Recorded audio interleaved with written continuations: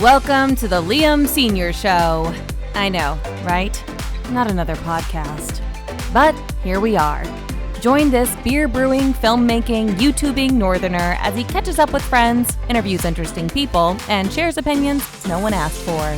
So humor Liam in this self-indulgent journey into podcasting. And don't forget to like, subscribe, and enjoy the ride. Hold on to your butts.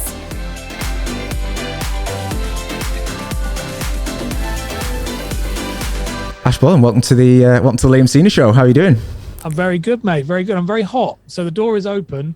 Yeah. Normally the door wouldn't be open, but I did make the decision. I made the executive decision this week of going, everyone can just sod off. I'm going to leave the door open. If it affects the quality of the video, it actually makes it look better. It's just that all my neighbours are going to be thinking, what the hell is this guy talking about? We're getting to 36 here, so there's no chance that 36 in like 2 days. Oh, my. There's no way I'm going to not have it open.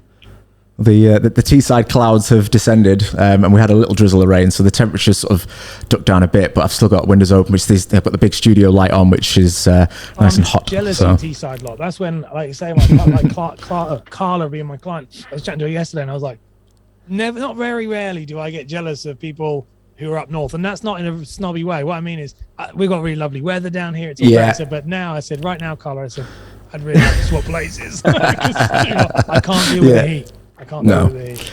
No, it's not great. I think it's one of those typical British things, isn't it? Where when it's cold, you think, oh, I'd love a bit of sun, love some heat. When it gets there, you're like, no, bring back the cold. Cyprus. My wife's like Greek Cypriot, and so she's just like, I don't really know what you're moaning about. I'm like, it's really hard. Like, this is too, I'm literally lying in bed. I can't do anything. So anyway. No, it's never a more prevalent time to discuss it than it has been, because absolutely miffed. But no, thank you for jumping on and coming onto the show. My podcast, as you know, is in its infancy.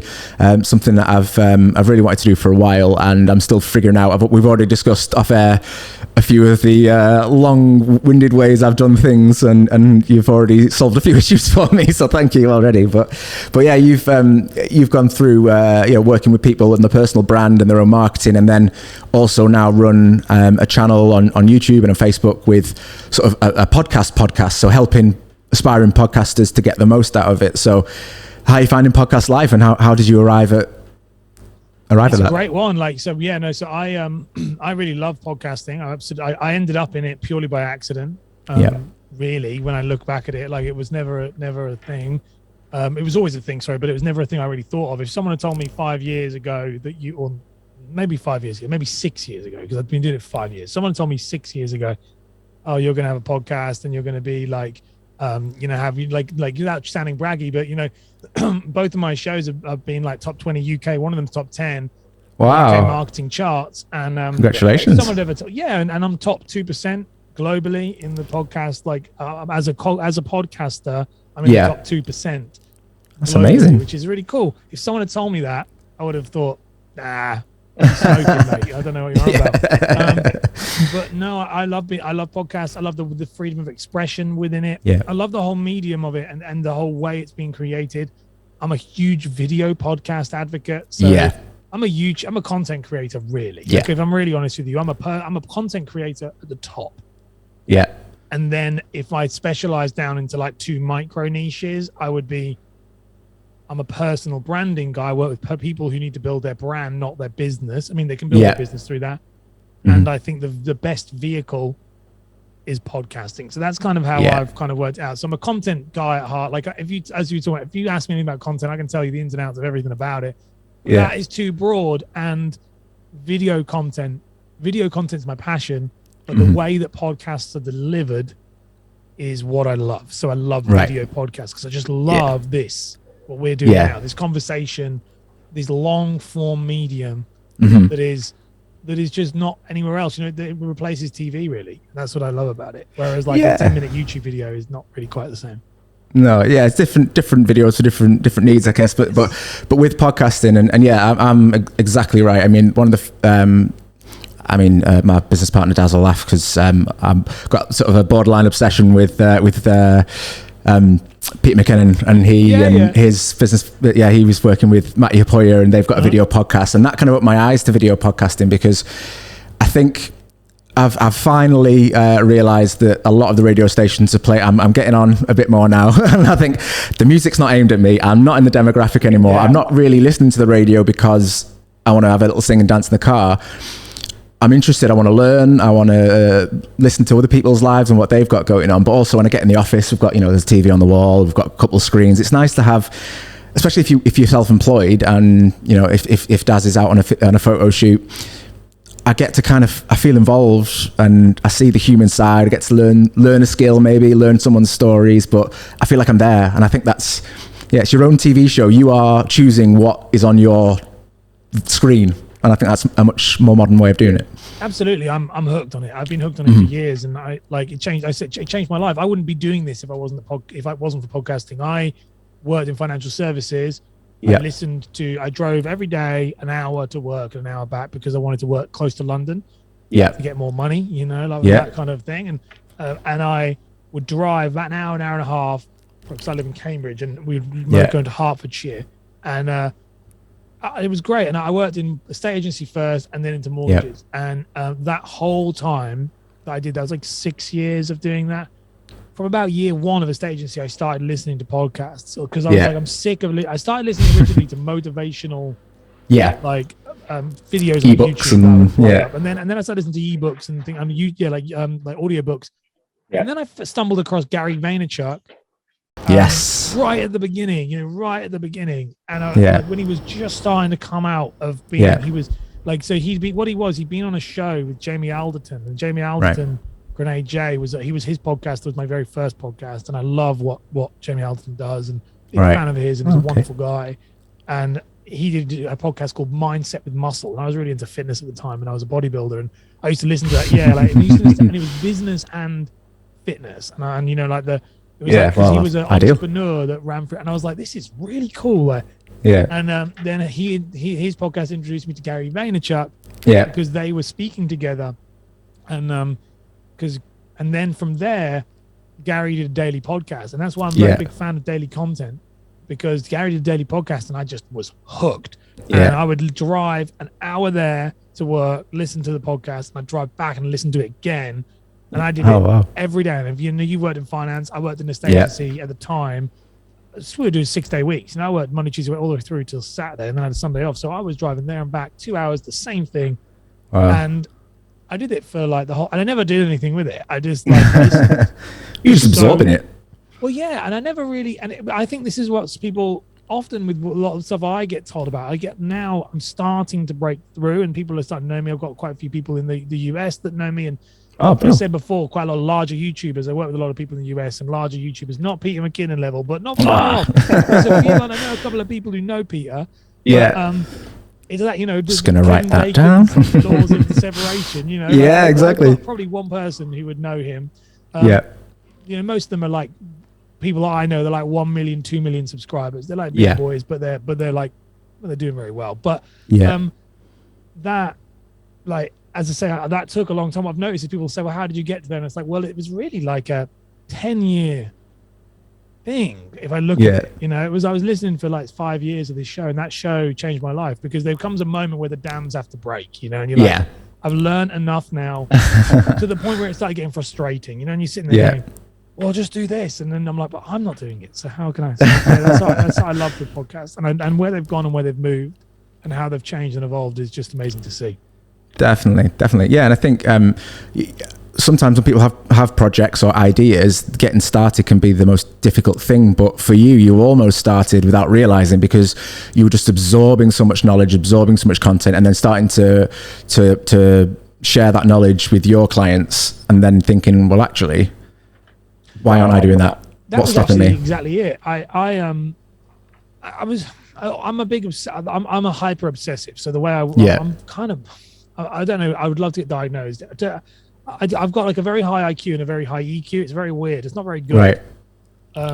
And so I've got an IQ of 133, which puts me in this weird mensa curve. It means my brain thinks differently, and it causes me a lot a problems, because I'm always like, why do people not see things?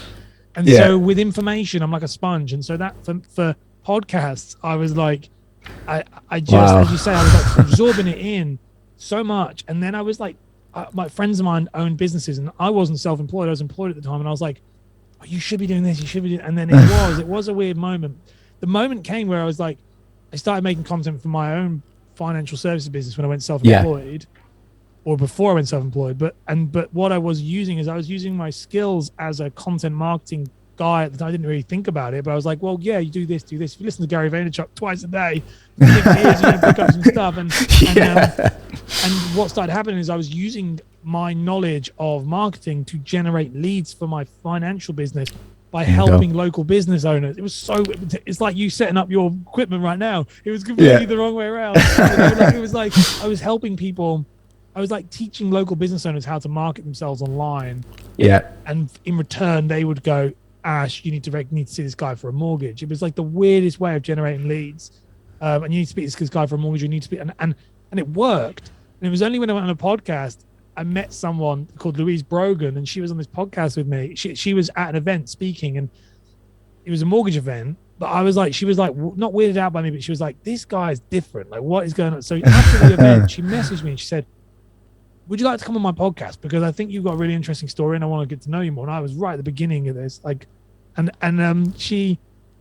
was explaining how I did it and what I did. And she was like, wow, that's really impressive. And then I said, but no one will pay me. And I said, the episode's so funny. So I said, no one's going to pay me though, to do this, to teach them how to do this. And she was like, oh, you are so very, very wrong. And I was like, really? And she was like, yeah, like very wrong. She was like, you can make a lot of money doing the stuff you're telling. And I was like, oh. And that was where I started to like glass shatter moment. Oh, okay. Well, it was kind of like maybe like that a little bit, but like I still waited like a year. You know, I'm a massive procrastinator. You know, so I was like, I just don't.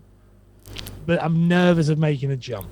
Yeah. So then I was and that's understandable. So and we're talking about random stuff here. Hopefully, I'm not going off piste. No, this is great. Spoke all about a podcast. Excellent. This is an exclusive. It's interesting. I find. Well, that's it, and that's what I hope that my listeners find is interesting, because I know there are we're always told or we're often told that it's helpful to find your niche, because then you're going to attract the right audience. But for me, I just want one of those podcasts where it's not necessarily about business development, it's not necessarily about X, Y, and Z. It's just about interesting people and stories and getting to know people, and it's not about necessarily someone's going to listen to this and learn something that they're necessarily going to be like, right, that's changed my life, or that I'm going to do something different now. But just like a good book. Like, I just really enjoyed that. That's a really good way of using podcasts. So there's so many ways of using podcasts. And one of I always say when I work with people in this, you need to know what you're using it for. So, and like what you're doing there, that's really important. That's really, really good. Good. The three main ways I find that you can use a podcast, not trying to get teachy, but like just is like there's lead generation. Yeah. In which case this podcast would never do that, because it depends on what you're doing. It really depends on what you're doing. If you're doing lead generation, it needs to be a solo show, really. Yeah. If you are looking for what I would call authority building, then which is different to lead gen. It's not the same. I mean, people say they're like, oh, it's like lead generation is the goal is to get me to buy something. That's the goal. Yeah. Authority building is like, that's what I love to do. All my content is authority building, really, and that is, let me show you what I know, and over time, the ships will rise, and you will start making money, and it compounds, and it gets a lot. It generates you a ton of, like Peter McKinnon and stuff like that. Yeah, it generates them a ton of leads over a long, long play. Problem with authority content is 99% of people do not have the stones to keep it going. They give up.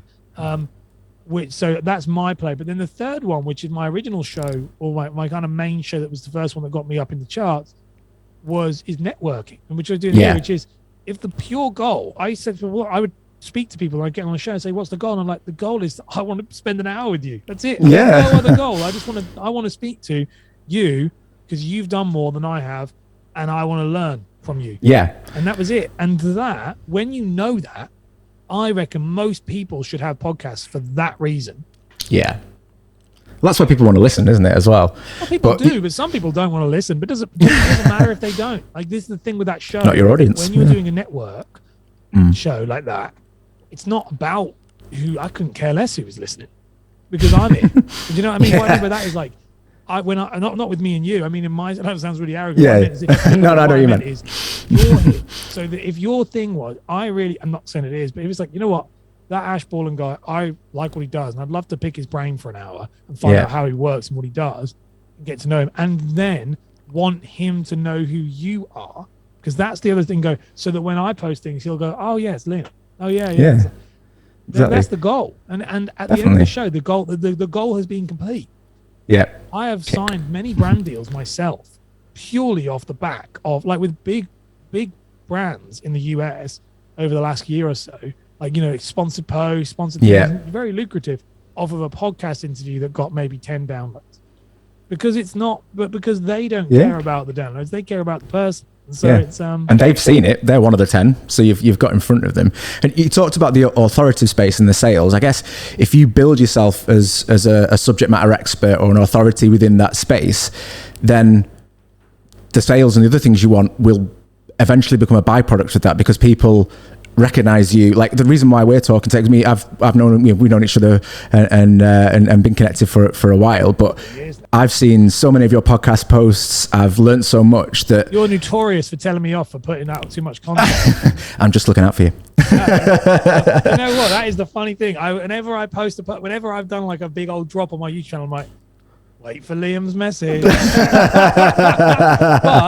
it's just the case where I thought you dropped all your shorts by accident. That's just for anyone who's not a YouTuber. Sometimes it's by accident, and sometimes it's not. Like, so sometimes it is. One of them it was when you messaged first. But the second time, like, I was like, what it was I was just sick of shorts, and I had so many. I had so many, and I was like, if I drop them all, it brings me a load of subscribers, but I was like, and then it'll disappear, and then I'll be done. I'm really done with shorts, to be fair. But like, it's funny. But that's a really good lesson, is that you are memorable to me because you do that. Yeah. And it's not annoying. I mean, it is annoying at times. I'm like, oh, God. Like, no one's supposed to notice. But in a funny way, is that this is the thing. If you want people to know you, build your personal brand, you have to be present. Like there's so many people who don't, like I have one guy is on my Instagram who does my absolute head in. I won't say his name, but none of you will know him, but he follows me and he does my absolute head in. He's a pain in the arse. He sends me a message whenever says, don't agree with that. Don't agree with that. The truth is though, I bet you if I saw him at an event, I'd be like, do you know what? Let's go for a drink, because he has made himself known. Like, it's really clever. So I think it's not a bad thing. I'm going on his brand might not be the most positive of brands, but at least you're getting in front of him, aren't you? No, I think I mean, I don't get offended by stuff. I'm trying not to swear. I'm being very good at that. I don't get offended. Oh, you're very well. We can work with that. I don't mind swearing. No. I'm working on that anyway. I've got an 18-month-old son that's learned to talk, so it's like, man, right. Stuff. But no, like, I don't think it's bad. I think too many people are snowflakes. I think we get too worried about things that. It's also like how personal you feel. If someone says, "Oh, I don't like what you've done," or "You've done that mistake," like if you'd said something, I'd just be like, "All right, cool, thanks." It's getting the reaction, isn't it? Because it's like with YouTube. I mean, they've got rid of the numerical value of the downvotes, but actually, if someone watches your content and gets that frustrated or disagrees with you that much that they downvote, well, that's still a positive impact in your algorithm. That's still going to push it in front of more people, because someone's reacted to what you have said and of what you have put out there, and that's great. And it's a good thing. I think it's a sad thing that it's one of the things I was putting out yesterday was like storytelling tips. 7 storytelling tips was yesterday's episode, and that one of the things was like, use emotional language, use things that will evoke emotion. You want people to like you. Realistically, you want people to like you. You want people to be impressed by you. You want people to think you're great. That is number one goal. It is, absolutely. But if that's not the case, the second default should be they hate you. Because you don't want them to forget you. Like that's the and this is the problem, is we're all so scared. And I'm scared. Like, well, I got better at it as a broker. That's why I became a good advisor, when I started realizing, okay, if the decision is between me, you've seen 6 other advisors. Let's say you've seen 5 advisors, and including me. So there's 4 other advisors than me. The decision is 1 in 5. But if I bring you into my office, and that's why I used to swear a lot and stuff, and I swear, and I'm in jeans and a t-shirt, and I'm really going for it, and I'm just being, and I'm eccentric. I'm quite an eccentric guy, so I'm quite like bouncing off the walls and full on, and make a lot of jokes and so I was like, then the decision doesn't become which advisor to pick. It's, do I like this guy or do I not like this guy? At which point the odds now are 50-50. They're not 1 in 5. Yeah. They're 50-50. They are either this guy's an absolute idiot and I can't speak to him, or oh my gosh, I've never met anyone like him before. And I would say that, I'd sit down and say, just so you know, I can guarantee you of all the other people you're speaking to, you've never met anyone like me before. And I would do things like, and they go, oh yeah, and I would do things really bold, caricature, and I would do things like this. Make sure to put my number in your phone, because I said put your number in my phone just so, because I like to do things on text and WhatsApp. And they said okay, and I said when you put it in your phone, put it under the best mortgage advisor you've ever spoken to. And they go, oh no shit. But then what would happen is if I'd call them, they'd text me, they'd say, hi, is this the best mortgage advisor in the world, or like that. And it was, now that would be, and I'd say at the end, now what's going to happen here when we leave is you're going to think this guy is an arrogant asshole, or you're going to think this guy's awesome. Yeah. You've got to create polarizing opinions, and then it worked. And I had better business, and that was, I think, my first dipping toe of personal branding and things, because it was like, you've got to stack the odds in your favor, and you can only do that by being extremely polarizing. Yeah. And I think if you've not, if you're sort of, you're not, no one thinks you're amazing, but no one really dislikes you, you're sort of in that vanilla sort of middle bit where you're not really getting much from it. No one dislikes you enough to rant at you and help your algorithm. No one loves you enough to work with you. But, if you've not got people who hate what you do, then you're not doing it right. You're not doing it enough, or you're not, because as much as it goes up one way, it'll go up the other, won't it? And people buy from people. It's an expression we hear all the time. And going back to Pete McKinnon, if he started a cooking YouTube channel, I'd watch it because I like him. I buy into him. It's not what he does, although I have learned a lot, and obviously working in the same space, it's helpful. But it's him I've bought into. Therefore, there's a misconception with that. I love that, and that's very true. But the problem is, again, people misunderstand that concept. So the real thing is, they come for the information, and they will stay for you. Okay. Discovery first, and then so this is the content issue. afterwards. This is the issue that we're seeing. This is why there's so many people who are failing online. Is that well, I'm really important, and people buy from, not people buy from me, but people love me, and I'm like, no, you're not. You're not the content. Your personality is what makes the glue. Why should I watch you? Why should I watch you, me, Ash, speak about podcasting when Pat Flynn does it, when Crystal Profit does it? These other people do it really, really well. Why should I watch Ash? Yeah. Because they're coming for the information. They haven't gone, I just want to watch this guy talk about who's what this? they're saying is, I want to learn about podcasts, I want to learn about personal branding, I want to learn about marketing. I really like this guy.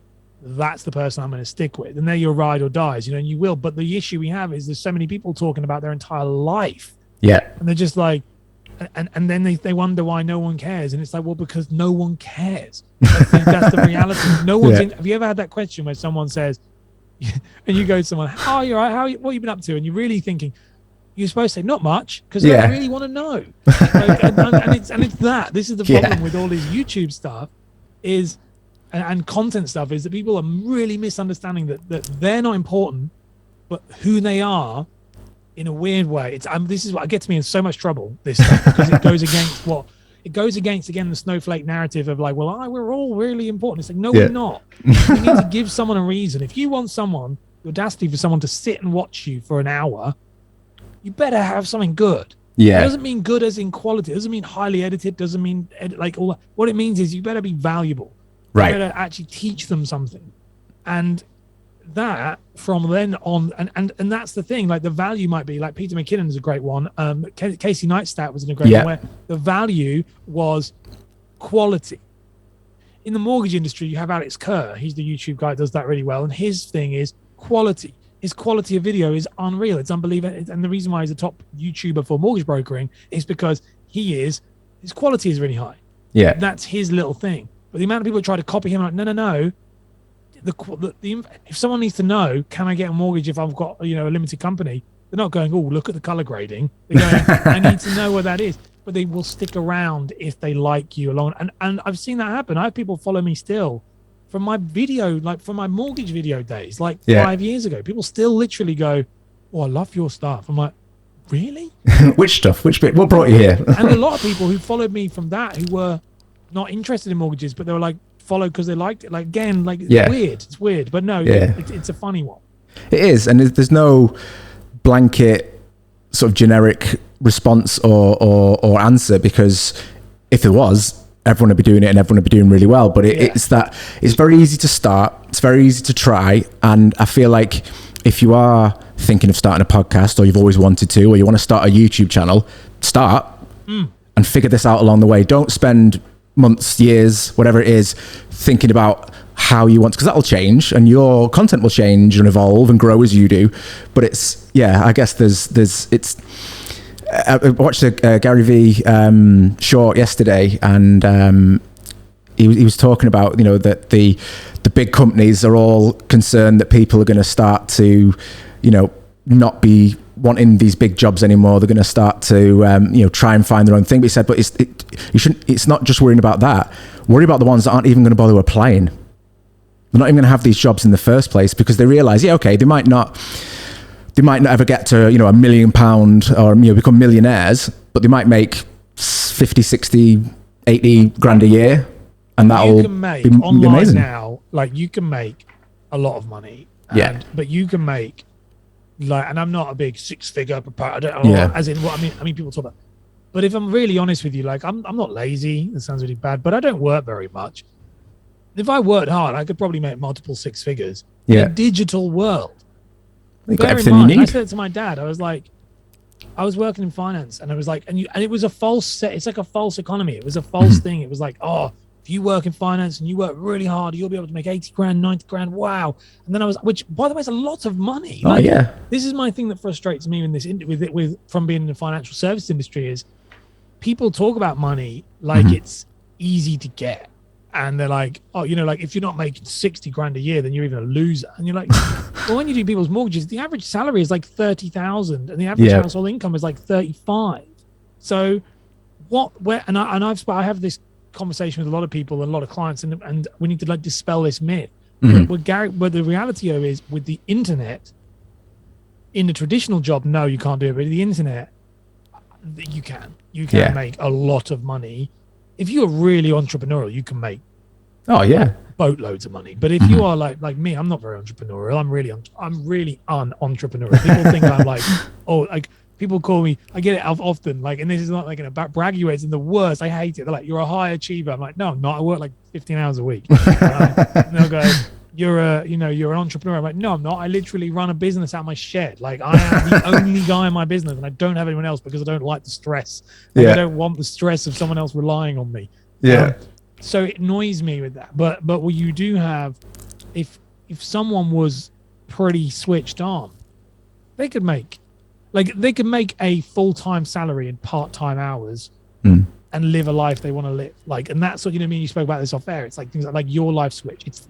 You don't have to do it that way. And I remember feeling like that. I said to my dad, like, there's got to be a better way to do this. I think we're all just figuring it out, aren't we? And it's, you think about, if you had a retail outlet, you'd be in a fixed position. Obviously, the high streets had its struggles. There's still a need for shops. People do want to go out and spend a bit of money, but your online presence, it just means you can pick up your shop front and move it about and put it in front of as many people as you need to. I think you also have to, this is something that's been really on my mind a lot because I've not been very well, and for the last 6 months, chronic illness, and it was like, and it's, as you know, I'm sure, like, you're experiencing and things, is like, it puts a lot of things in perspective. And one thing that I realized, which was very interesting, was like this idea of like being obsessed with being a business owner. And like you see, this idea of like I don't really care if this went down tomorrow. Like, it's not my baby. I hate when people say my business is my baby. I'm like, no, it's not. My child is my baby. This pays me. It makes you realize that it's all a bit ridiculous.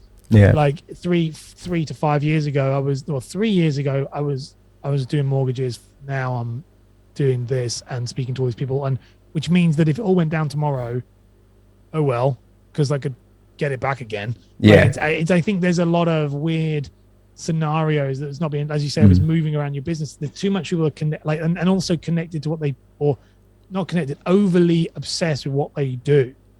Like, I don't know what I do, if I'm really honest with you. People ask me all the time, they're like, what do you do? I'm like, I have no idea. Like, I listen a lot. I listen to podcasts. I'd listen to like 3 to 4 hours of podcasts a day, or YouTube video. Like, I'm just obsessed. That's all I do. Like I work, let's say my work, I don't class my work as that stuff. So my work, outside of work, I'm just researching. Yeah. Which means that if which you're is important. moving, which is important, but if you're moving fast enough, things change so quickly in front of me in regards to the landscape of what I do as a job. Yeah. I just don't even try to put it in a box now. And I think that's how most people should be. If you're like, I'm a videographer, but now all of a sudden this is coming out, shift, pivot, do whatever intrigues you and makes money. That's the big thing. You got to get them to connect. Yeah. Keep moving forward. And that's when because you see it so many times, people are trying to talk about stuff. Like I only talk about podcasting because the data and the analytics showed that that's what people want to know about. Yeah. I was like, all right, fine, I'll talk about that then. Until it no longer needs to be spoken about, and then I'll shift back out again. That's it. Yeah, you're not putting yourself in a pigeonhole or a specific category. It's like, I quite like that term. It could be the name of your book, couldn't it? The Unentrepreneur. I like that. It's good. Yeah.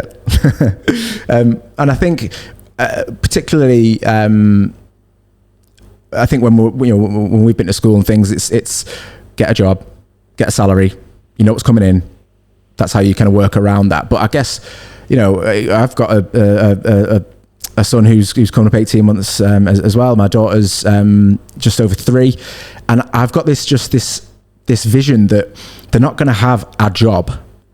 They are going to be self-employed as themselves. They are going to be a business, and however they choose to spend their time, like you said, find what you're passionate about, and hopefully find a link between what you're passionate about and what you're good at, and find a way of making money from that. And it doesn't matter who's sending you money, who's paying you. Maybe you're getting a part-time salary from a company doing a bit of this for them, and then you're getting self-employed income from this and advertising and YouTube revenue. And you might have your finger in more pies than you can carry, but that money that's coming in, that funds and supports it. And it might not be, you talk about 6 figures, you talk about these people saying I'm going to be a YouTube millionaire. Some people, that might not be their goal. They might just want to make 20, 30 grand a year. Said, when I launched this business 3 and a bit years ago, the goal was, if I make £500 a month, doing this, my wife had a job at the time, and I was like, if my son wasn't, my son wasn't around. She was like, if I made £500 a month doing this a year, like I'll hit the jackpot. Because she had a decent enough job that we were able to live on it. And what happened is, with that mindset, it changed that. But there's the one thing that changed the thing, because what happened I was like, if I make £500 a month now, when I was focusing and really going after something you love, I didn't make any money for like 3 months. Nothing happened. And then one client signed up and he paid me like £600. And I was like, wow, oh my gosh, proof of concept. People want it. This works. And then I think the following month he did a video, it released, and it was really crazy. And then from the following month, I think I made about 40 grand. Because this video went boom, and it just went everywhere. And it just went, it wasn't about 40 probably. No, it was, but it wasn't straight away. So it was like 20. So it was 20 and then 20. Yeah. Over 8-week period. And I remember being like, it's amazing. What? No, it wasn't amazing, because I was like, I was too busy. I didn't want to do it. I was like, whoa, I got to slow down. This is not what I wanted. This is like, because a bit like you said about I wanted to just be able to explore what I liked. Yeah. And instantly I found myself back in a job. And so after that was a really quick learning curve of going like, you need to, if you're going to pursue this type of career like this, you've got to put up guardrails to yourself, because we'll instantly fall back into, especially people like me and you, because of the era that we're from, and we are in that era of get a job, and it's like weird transition. You'll fall back into comfort. You'll fall right back into, I'm like, oh yeah, no. But the next thing you know, I was working 9 to 5, Monday to Friday, making decent money, but I was like, what? I didn't do this for this. I did this because I wanted to listen to more podcasts. I wanted to listen to more. I wanted to learn. I wanted to learn and go, for the next 10 years, what could I be like if I did more than anybody else? That's my concept. I think and I think that's the separator of anybody. When people say something is saturated, or like say with your kids, if you're like going into the industry, the thing that I will teach my son is, you can be anything you want to be if you put in the work. Yeah. It's not, you can be anything you want to be, just believe, and then get salty that everybody else doesn't like you. Yeah. They must be believing more. Yeah, it's like when people go, oh, I'm really lucky. It's like a lot of it's luck, but luck is that, preparation meets opportunity. It's the last bit, isn't it? It's very interesting. People say, like, I make hundreds of videos a month, like hundreds and hundreds of. I speak to, when I was interviewing podcasts, I'd speak to like 3 to 5 people a week. People say, why? I'm like, because it's all about like land grab. You've got to do that, and I think that's with any industry. If you want to be the best, or you want to get an unfair competitive advantage, then you have to work harder. Like, and that does sometimes mean that work that is long term won't make it. This is the authority stuff we're talking about. Yeah. You full circle back, but it's like the authority stuff. You don't get paid for that stuff. You don't get paid for sitting talking to someone on a podcast for an hour or 2 hours. You don't get paid for that. But that stuff, and then that was the issue I have. That stuff doesn't get paid, but then someone will say, "Oh, I'll pay you a couple hundred quid to do this thing for me," and you can do it. Yeah. But it doesn't make me better. It makes me, whereas that thing, spending an hour with one of the best YouTubers in the world, jumped me forward above all of my competitors because I knew more about YouTube than they did. And I was like, wow, that's insane. And that's where the value is not monetary when you're playing long term. I'm going on a rant here, so just stop me. But that is I love it. It is that's the thing. Like I feel like I've always been all right. My dad said to me, he said, "You're not motivated by money at all." I'm like, no. So as long as I've got money to pay the bills, I really couldn't care less about the rest of it. Because for me, it's knowledge. It's just all about, I want to be the guy that walks in the room and everyone knows I know the answers. It's that. I want, if you went, "Oh, there's a thing about YouTube Shorts," I'll ask Ash. There's a thing about you, and I want to do everything content. Video content. I'm not interested in that. I'm not even dyslexic. I'm just never going to happen. And that was a decision made. You've got to chase the money or chase the ultimate goal. And the ultimate goal for me is to know the most I possibly can. Yeah, and that presents you with more opportunity, and the big thing that you spend all of your time with in the future might not have made itself aware to you yet. This might all be leading somewhere else. We don't know. But if you're, like you said, you're working hard, you're putting in the ideas, you're spending and dedicating the time, knowing that, that's not immediately going to generate me an income, but in terms of the value it adds to me, the value it adds as from all that learning, like that's added value to myself. But then also sharing that and building and growing it yourself as that expert is just going to expand you as a person, your niche, your knowledge, and people are going to come to you for that, and then money will come and support that. I think like that's something I learned very quick. Well, I found it very strange. My mum used to find it really weird because my original background, like long term, don't know if you know this, I'm not Liam, but so I was in performing arts. So I was a musical theatre performer. Worked in the West End. Like that was, and I was like a high achiever. Like I got scholarship. I was like that's what I was. I was a dancer and singer. From a very young age. I started at 13. My mum owned a dance school since I was a kid. At 13, 14, I started breakdancing, and then from there, I just, again, hyper obsessive. I just went in. I danced with people like Diversity and people I did all of that. It was really long. And the thing this is where weird stuff where you trace your life back. People would always say, "Well, you're going to do a career," and I was like top 5% in my year, and I had auditions for Game of Thrones, for Star Wars, for everything, and everyone used to say, "Well, you're going to be an actor, you're going to be a singer," and I was like, "No, I'm not." And when I said, "What I'm doing now, I very much believe is taking me to where I am going to go next. I don't think this is my career." My mum used to say, "Why do you always say?" I'm like, "I just don't believe it is. I don't believe that what I'm doing here, I can't see me doing this the rest of my life. I just can't." And I don't. And it was so funny because I then went and became an estate agent because I was fed up with it all. And the mental health side of it is pretty brutal. So I was like, nah, sod that. So, and the skills, and I just thought it was a big way. At that point, I'd kind of been defeated. I was like, waste of time. This is, what a waste of time that was. I thought I was building myself up to something big, and it was nothing, and became an estate agent. But what happened was, when I was an estate agent and then into mortgage advice, I was promoted super quick because the skills I'd learned of people speaking to people, things, it was really quick. I was really, and then I was like, okay, this maybe works. Then it led me into making videos, and that's when I believe I'm a big believer of the whole thing is all connected. It was like I went and learned how to be a performer. I learned how to be a business, I don't like being in business, but work in business, work in corporate. Understand that. That's what made me unique, and it still makes me unique in the financial services industry. Is that there's no one really like me, and there isn't really anyone like me out there that I've met. Is this combination of performing and an understanding of personal brand, understanding of being your own product, understanding of the fact that people judge you by the way you look. It's really sorry to, but it's true. And then this understanding of financial and commercial assets and how things work and how they need to work in order to make money. that was a really unique combination, and that was only because of my performing background and the other background. And that's why when my mum always says now, she's like, well, you always said it'll take you where you're going to go. Now, I still believe this is the same thing. I don't think that this is the end. I don't know where it is, but I do know if you just keep moving, it'll work. You've got to trust it. Everything, even yourself, every career pivot you've done is not a pivot. Like people think it is, but it's not. Like I can make the connections of everyone. I was performing arts to me to state agency, the skills in the state agency were very useful, but the performing arts allowed me to speak with confidence, allowed me to pick things up quick because we had to learn lines, so I could learn very quickly about terminology.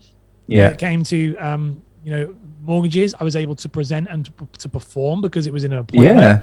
All of these things, and people would say, "Oh, you've given up." And I'm like, I never gave up. I just moved. You carry on moving, and that's the same with yourself. You look at your career; it's the same thing, but we don't see it like that. Often we see it as we anchor our identity to what we do. Yeah, I've done that. That was the problem that I didn't. That was the issue I had about leaving mortgages, was I'd anchored myself, and I don't know how I'd done it, but I anchored myself. Like when it happened, I don't know, but I got myself caught in this situation where I was like, "Well, I'm a mortgage broker." Yeah, it was only that defines you. You are a mortgage advisor. That is your hat you wear. Making videos on it, I'm like, "Well, I'm the guy. I'm the mortgage broker guy. Like, I can't.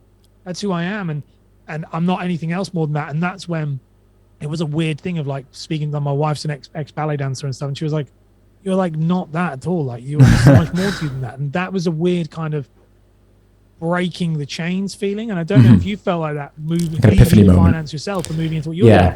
There's a weird thing of going, that person in the mirror is not me, and I need to find who I am again. And that was and once you're on that journey, then when you are truly looking for who you are, you do succeed. And then it's not really motivational woo-woo, but it really does work. No, you're right. It's safe, isn't it? When you've got a job and you know that it doesn't matter. You could just stay doing whatever you're doing now, and you'll be absolutely fine. But when you start to just dip your toe in and try different things, you start to find more about what you love. And I do like that term, content creator. I know it's used a lot, particularly in the YouTube space. But that's exactly what I do. I create content for businesses. I'm creating content now with the podcast. I do my own YouTube channel.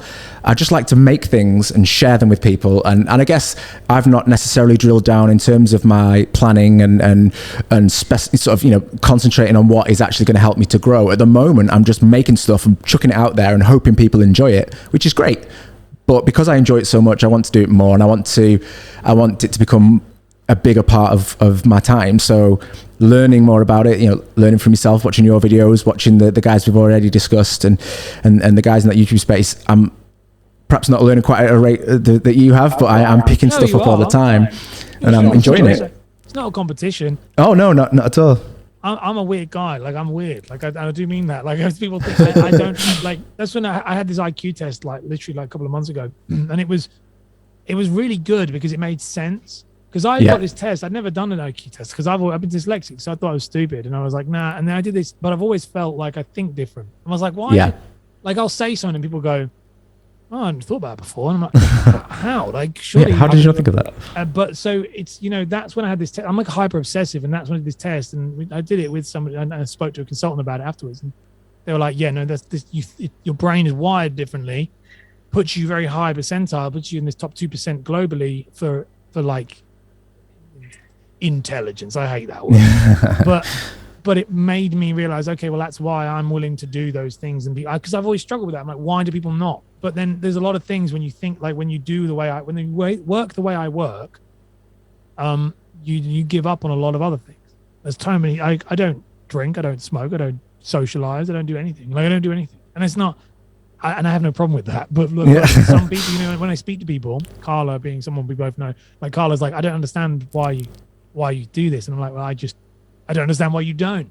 And so it's that it's not like when a lot of people say to me, they're like, well, how do you, like, I can't keep up with you. Well, you're not supposed to, because you do a hell of a lot more good things than I do. You run a business. You have a business partner. That's way more than I could do. Well, I'm glad I do, because Daz has been amazing, and he's I've learned a lot from him as well. So sorry, I've got the technical glitch. I was just sorting out there. But no, I've enjoyed that. I think with the brewing stuff as well, I've found that it's a lot about collaboration. And for me, the more people I work with, the more people I can learn from, whether it is a podcast or a YouTube or connecting with yourself and engaging or working alongside someone. I just think there's always more you can learn, and that will, in turn help you to find exactly where you should be or where you want to be and go from there. Things are changing so fast as well. That's the one thing I would say. Like, things are changing in the content space, but in every space. But in the content space, like podcasting space, things are changing at such a rapid rate. And it's the same in the finance space from your old experience. Like, if you do not keep your finger on the pulse, you will lose. You have to know when YouTube has done an update. You have to know when Spotify has decided that they're going to do video podcasting. You have to know that you have to. Because if you don't, and this is my big thing about CPD, when people are like, I don't like CPD. I'm like, well, then leave the job. Like, don't do the job, because you're like, and it's so funny. I've been on calls with people, and it's why a lot of the content creators that we might both know, like one's on YouTube, one's on TikTok, like these big creators, why they ended up becoming friends with me was because they were like, well, this guy is weird and just knows the answers to things. Maybe I haven't the results I have. I haven't found my thing that pops. I mean, some of them are doing well, but they're not doing as well as I would like them to do. But enough to be able to provide my wife doesn't need to work or anything like that. We're doing a good life, but we're not like big numbers. That's what I would like. Yeah. But it's funny because a lot of the YouTubers and people that I speak to, they'll ask me, they're like, well, what do you think to this thing? And I'm like, well, yeah, man. They only ask me not because I know the answers, because they know that I'm researching it. So they know that that's not like Ash knows everything. It's literally, well, if I ask Ash, he's probably read something or listened to something or watched something about that. And that's what I said about what my goal is. And that was my goal. My goal is to be the guy that people come to. And I'm not interested in being a superstar. I'm interested in being able to walk into a room full of say one day, maybe like Peter McKinnon, and he'd be like, oh yeah, we need to ask Ash because he's the guy that knows about that. Not the front guy. I love just knowing it. But you have to keep on top. And if you're not, then you are, you will lose. Well, you won't lose. You're just going to lose. You'll slow down. You won't get where you want to be. Yeah. The momentum will slow. It's momentum. And the sad thing about all of this is the biggest thing I learned this, and I don't want to take all your time. But like the thing that the analogy that was for me was like, so my wife has an allotment and she grows and she's got 3. So that's her, like, we're both hyper obsessive people. And she got 3 allotments and we literally live off the land. Like, we're very weird. And she was planting trees. It's a weird moment. You're in a click moment for yourself. Yeah. She was planting these trees and she bought, it's apple trees. I think there were like 10 of them. I think it was like 10 trees.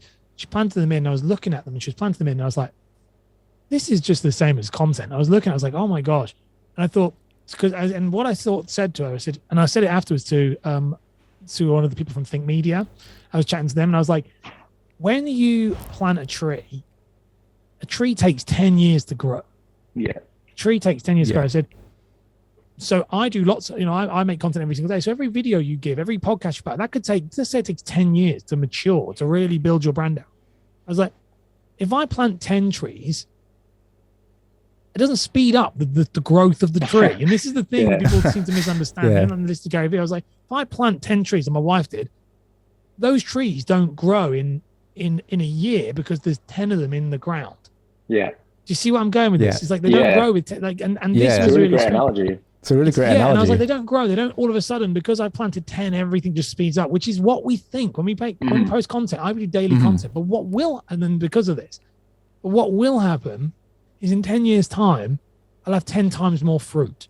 Yeah. And that was the analogy. Yeah. And it was when my wife was like, I was like, so that's the game then. This is the daily content is not for now. Like, it's not to try and look, because that's what you'll do. You'll look at the downloads, you're like, oh my gosh, like, I've uploaded 7 videos this week and I've only got 20 views on each of them. How, like, what a waste of time that was. But what we're not seeing is in 10 years time, you will have 7 times more videos than if you did it once a week.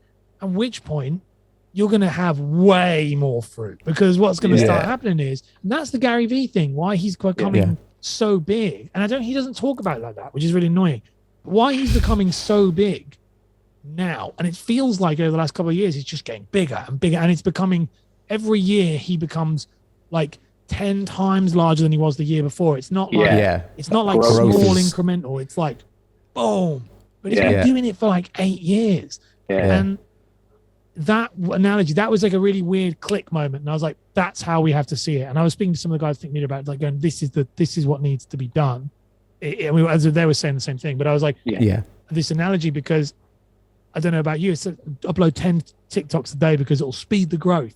And the growth is going to be what the growth is going to be. Like there's no, you can't speed that up. If I'm really honest with you, you can't speed it up. The amount of people that say you can, and they're trying to sell it. I'm just trying to get my lighting off. They're trying to sell it, as if you can. You can't. There's no amount of. One client uploaded their first Instagram reel, and now just going to cross over 1 million views and gained 170 appointments off the back of it. Wow. Another client has been doing it for 2 years and hardly seen anything. Like they got enough to generate link, but it's not. There's no that you don't know when it's going to happen. So, well, it's like the other analogy is the popcorn analogy, isn't it? You microwave some popcorn. They're all. Sorry, I'm having a nightmare with my tech here as well. My camera keeps stop recording. It doesn't matter how. Let me start that again. The corn all goes in the microwave in the same temperature for the same amount of time. It's been growing, or the corn's come from probably the same plant, but they're all popping at different times. That's a really good idea. Yeah, and that's the same, isn't it? Just because you're in the same environment as someone else doesn't mean you're going to get the same results, but you've just got to get in amongst it and it'll happen. That's a hard pill to swallow, though. That's a hard, and I found that, I found that very hard. I found it very hard when my clients started doing really, really well, started doing better than I did. Yeah. I really struggled with that for a while. I was quite not like there was like a weird jealousy to it. There was like a weird, like, I do so much and you guys are doing like, it's only to my wife. I was like, I don't get it. Like, why, what am I not like, but then we don't look at ourselves in that way. And then I just went through my stuff and I was like, I've worked with like nearly 200 people. I've done all this. Like when I started putting down what I'd done, I was like, oh wow, if I put that in front of me, I'd be really impressed. Like, it's just, we don't see it because it's us and we think we just see too close to the project. Way too close to the project. Like I had a weird moment, and like, I'm teaching this tonight in a coaching thing, but it was like a weird moment of like, kind of do a take a knee moment and look at what you've achieved. Because I was feeling like I'm a loser, like I don't really know what I'm talking about. And this was like literally a couple of weeks ago, and I was like, what am I doing? But then I went through my bank account for the last 3 years. I was like, okay, so there's been like double growth every time. So that's working. Then I was like, okay, I went through my views and I was like, wow, that's really good. Then I went through like client results, client testimonials. And I was like, wow, like why am I, but we don't do that. No. It's not bragging. That's the opposite. It was like, we didn't do that. And so I set up things on my Instagram now of like saving my results as I go along, because I was like, I need to do that, because otherwise we're thinking we're still. And do you ever have this feeling, it's all in, where you remember when you were at school and you look at you say you're year 5 and you look at the year 6 and they look so old. They look so old. Or when you were say year 3, the year 6s, they look like men and women. You're thinking they're just like big adults. And then when you look at the people like 2 years below, you think, well, they're just children. They look babies.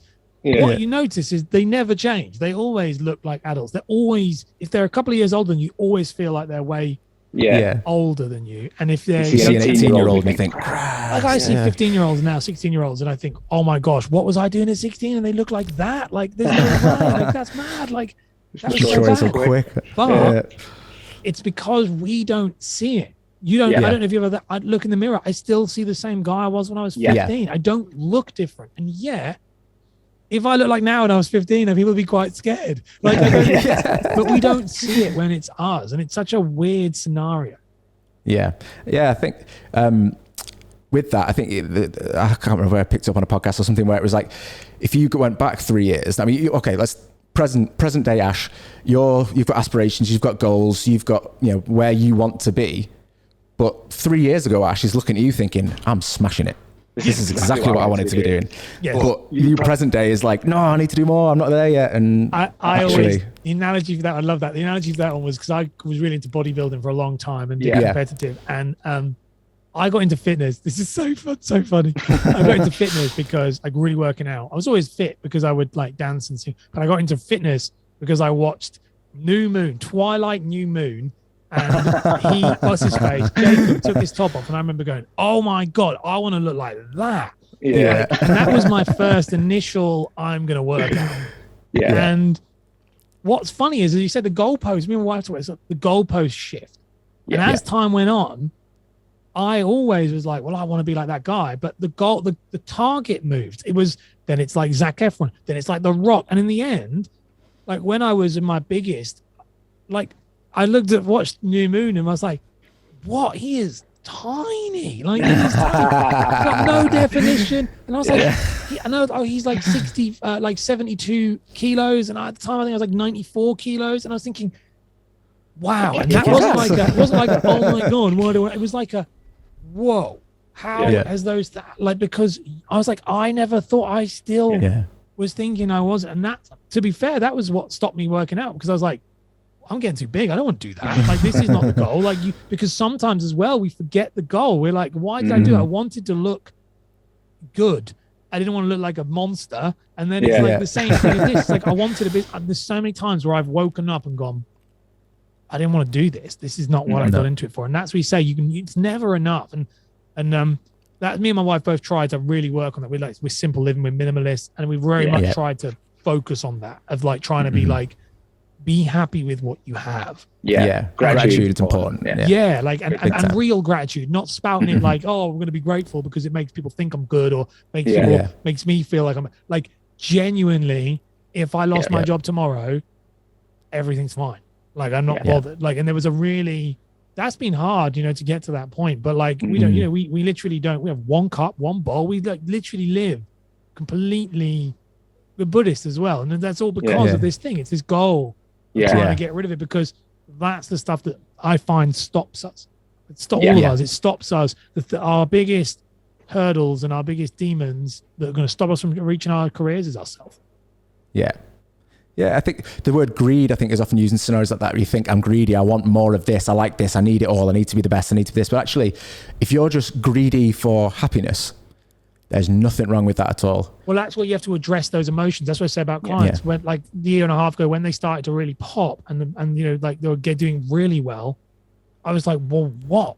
And that's when my wife was like, you need to check yourself. She was like, what are you on about? She was like, they have done it because you helped them. Like, you've given them that. Like, she was like, and that was where, and I wasn't like kicking it, but when you're just moping around, like, oh, poor me and everyone else.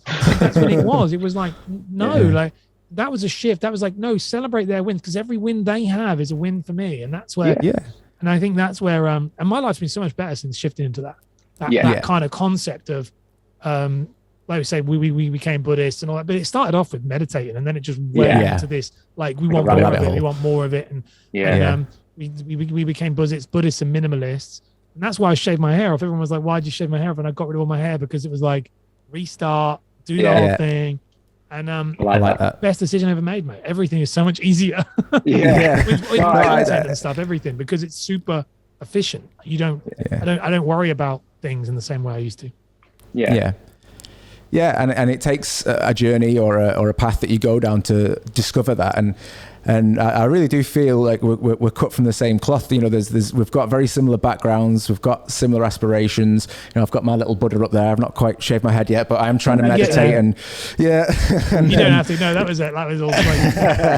It's just easier. Well, it's just thinking internally and trying to look after my body, particularly with my MS. I'm very aware that it's a chassis that I need to service regularly and look after, But no, I'm trying to be more grateful for what I've got. I'm trying not to look for the next thing that I need to have because so-and-so has it and that'll make me happy. But actually, my wife, my kids, I've got a roof over my head.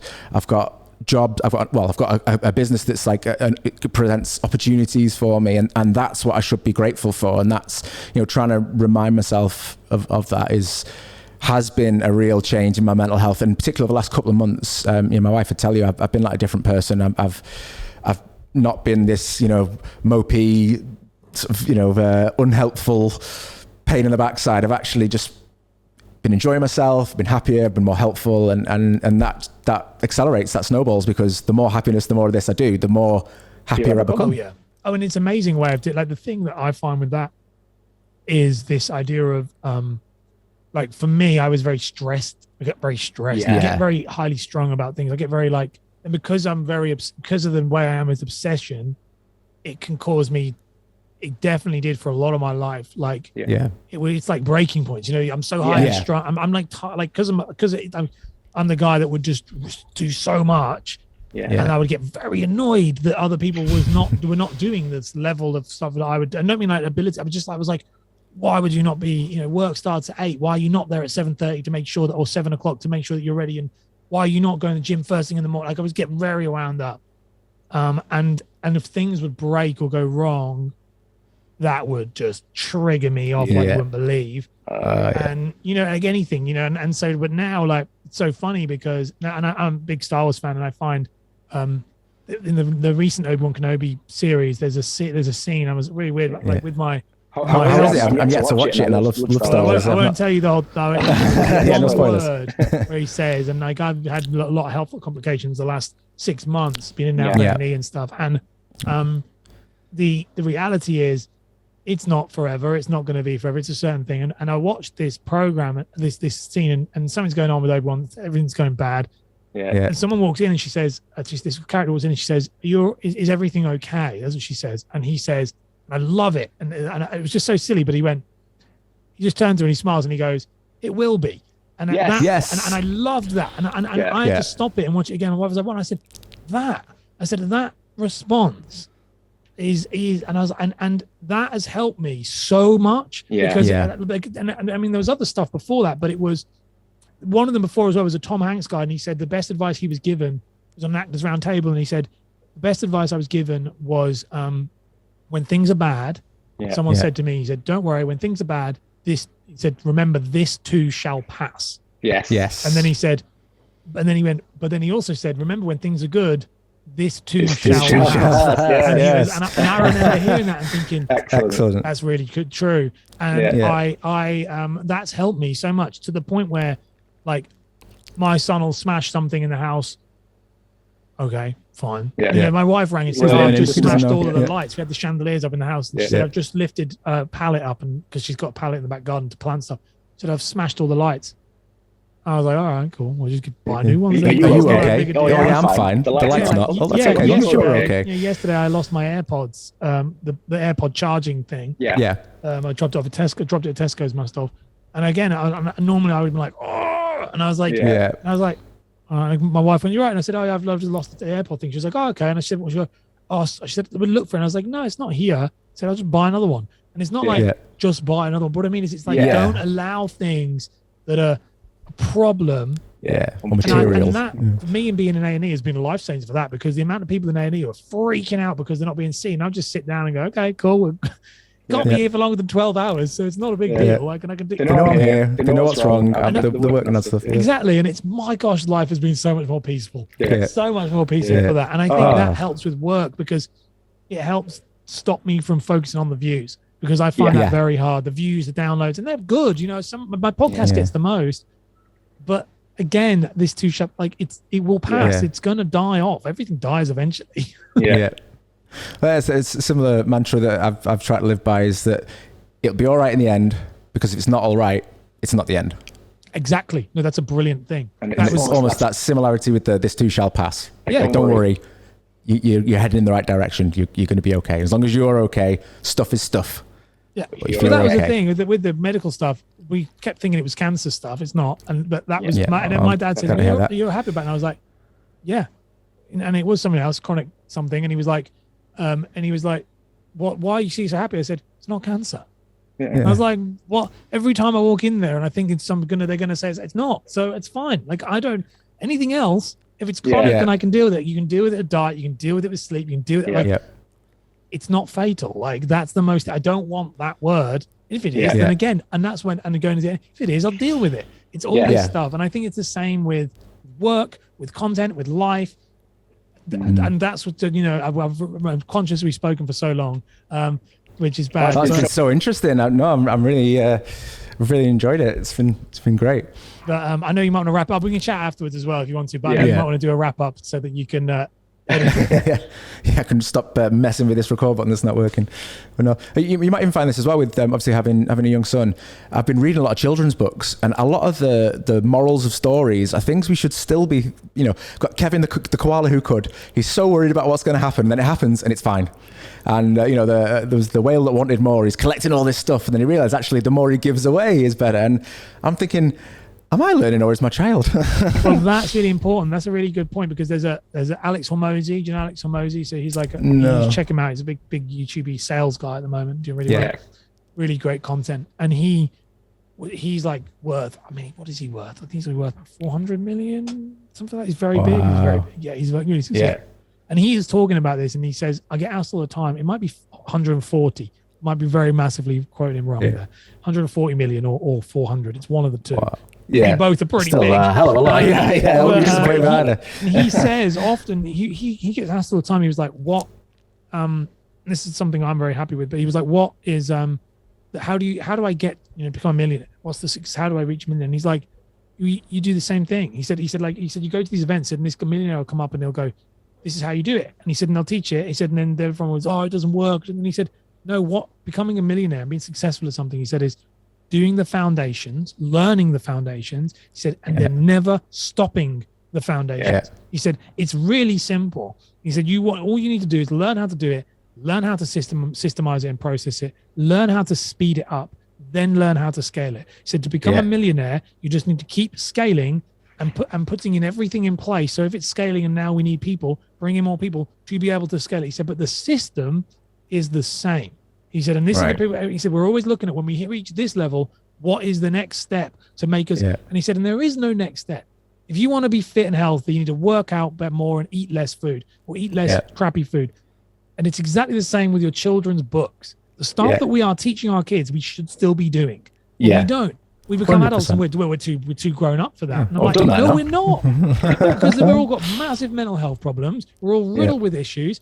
Yeah, our kids are like, that's the problem. We are not. We need to go back to it's very treat others as you'd like to be treated. It's very basic, but it's true. And this is the problem with all of this stuff, with business, with everything. Like people will ask me, like, how do I do so much content? And I laugh because it takes me an hour.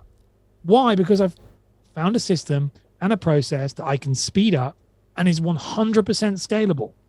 So doing a piece of content, I do a podcast, a YouTube video, 2 live streams, a website update, 4 pieces of shorts, 1 carousel, and an email every day, 7 days a week. 7 days a week. Amazing. And I haven't missed that. Like maybe the email, because I don't really quite like it. But that's the best one. Necessary evil. But and people say, wow, I don't know how you do it. And I get a lot of, I don't know how you do that. I don't understand how you can do that. And I'm always like, it literally takes me an hour. Like it's a system. Like I have a process. It's a sausage machine. And that's when you talk about planting those trees. Yeah. You can't plant 10 trees. You've got to learn how to get these things so systemized that it takes you less and less time to do. And the less time it takes you to do, it means the more you can do. I could do 2 a day if I wanted. I'm not going to because it's stupid. but I could have done a morning and an evening. I could do, or I could teach my team if I ever decided that I would ever do that, which I will not. But if I had and that's what we don't look at. We need to look at things that can be scaled and systems, and don't add more. Less is more. Like there's a really weird thing when I work with clients, when we'll say, one of them will go like, well, what's the next thing? Like I work with Anish Patel, he'll know I'm saying this to him. Like Anish's thing, when I worked with him, I was like, I want you to make 1 minute video every single day. That was how I started. I was like, do a 1 minute video every day.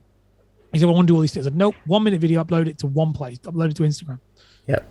Get in the habit. Or TikTok, then Instagram. Yeah, upload and download and put it back to them. Yeah. Without the come on, we're not amateurs. And I was like, and he was like, why is that? And I said, I want you to do that. I said, because exactly what you said, habit. I was like, it's all about habit, because you want, and then this is the thing, people go, well, I'll spend a week and I'll make 1 video once a week, but it's like a 5 minute really edit. I'm like, no, you need to get in the habit of showing up every day and making a video. And if you can't hold someone's attention for longer than a minute, then do less than a minute for now. Yeah. Once we did that, aim for a minute. Aim for a minute. Start for 15 seconds, then do 30, then do. Yeah. And I was like, and don't over edit. I said, and you've got to get that thing to the point where you don't even know that you do it. You just wake up, you do your video. It takes you 10 minutes where you're making your coffee, and then you go. That's what happened with him. I want to do. He was like he's my poster child for how to do this stuff well, because he followed everything. And then it was like, okay, now we're going to move to Instagram stories. And so it was like, now we need to post 5 stories a day or more, depending. I'm talking about what you're up to. Every client that signs an application, every client that does this, put it on the stories, tell them everything. Now he does that. So what we now have is these videos coming out, and we have stories. Then it moved to YouTube videos we're doing. We do 1 YouTube video a week.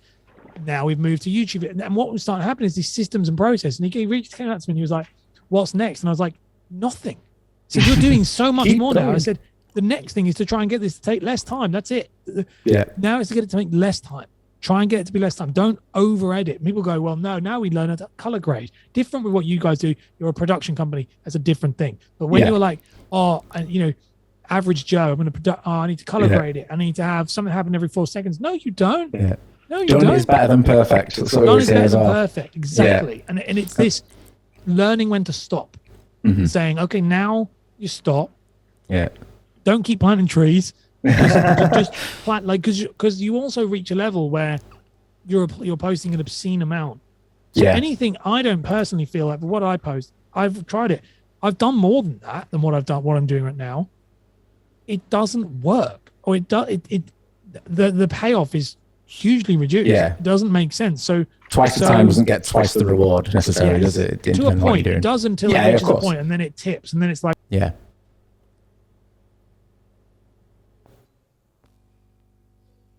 Oh, Ash, what happened there?